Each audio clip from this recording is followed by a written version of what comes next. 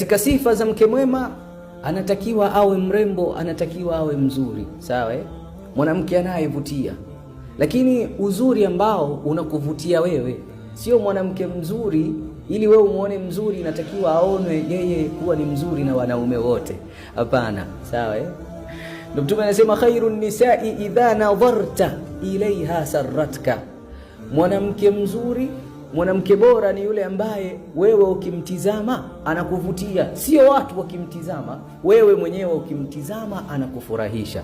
Sawa Kuna mwingine anapenda mwanamke mrefu, mwingine mfupi, mwingine mwenye shape, mwingine hapendi shape. Kwa hiyo wanatofautiana. Kuna mtu anapenda mwanamke African beauty, mwingine anapenda mwanamke mweupe. Kwa hiyo mwanamke ni wajibu awe mzuri ili usije ukashindwa tendo la ndoa kwa kukosa hisia, kwa sababu asipokuvutia huwezi kufanya tendo la ndoa vizuri. Ndio mmoja anasema almar'atu yajibu an takuna jamila. Mwanamke ni lazima awe mrembo, lazima awe mzuri, sawa Amma rajul, ama mwanaume, fayakfi an yakuna ajmal min alqirdi biqalilin, sawa Mwanaume yeye inatosha kuwa mzuri kuliko nyani kidogo. Yani akitoka nyani uzuri wake ndio afate mwanaume, asiachane mbali sana na nyani, sawa